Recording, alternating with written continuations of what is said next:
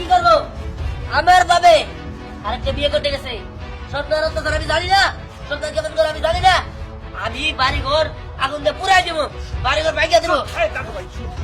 আমি তোর বাপের অনেক বুঝাইছি, কিন্তু তোর বাপে তো আমার কথা শুনলো না। কে তুমি কি করতেছিলা? হ্যাঁ, মুখে আগুন দিয়ে বয়াছিলা, বুঝাইছো? ধরে রাখতে পারলে না, তোমার হাত নাই। শুন, তোর বাপে তো আমার কথা শুনে না, ধরে রাখবো কেমনে? যদি ধরে রাখার জিনিস, ধরে রাখা জিনিস আর ধরছে, দাদু ভাই ধরে রাখা জিনিস নাকি এবারে ভেঙে আলাবো। হ্যাঁ, আগে বলবো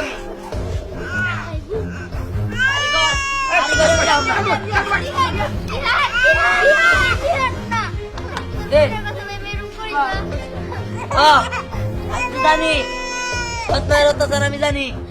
এই যে আফসানা, আফসানা ঠিক মতো খাইতে দেয় না, ঘুমাইতে দেয় না, খালি কাজ করায়, খেলতে দেয় না, নিজের কোনো স্বাধীনতা নাই, খালি বাইরের উপর বাইরে যায়। জানি না এই বাড়িতে যদি সন্তান আহে আমি এই বাড়িতে থাকুন না, আমি গেলাম।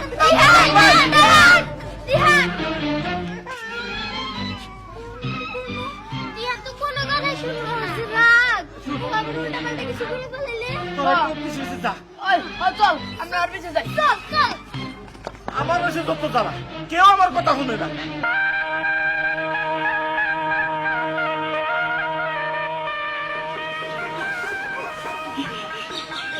বাবাজি, আমার খুব আদরের মেয়েটা, যে নিয়ম আছে মেয়ে বিয়ে দিতে হয়, আজকে আমি রাতে তুলে দিলাম।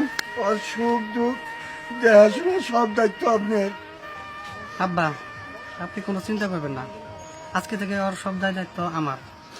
বাবাজি, আমার একমাত্র আদরের মেয়ে, আমার কলিজার টুকরা, এই শ্বশুর শাশুড়ির সেবা করি।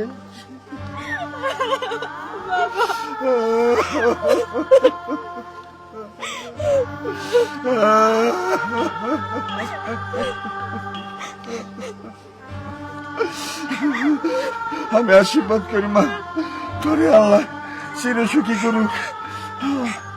ভাইয়া সন্ধ্যা হয়ে গেছে, তাড়াতাড়ি চলেন। বাবাজি, মা রাগ কাঁদিস না। বাবাজি, যাত্রী বিয়ের পাত্রী লইয়া চলে গাড়ি, শ্বশুর বাড়ি যায় রে ময়। আমার হয়েছে যত জ্বালা।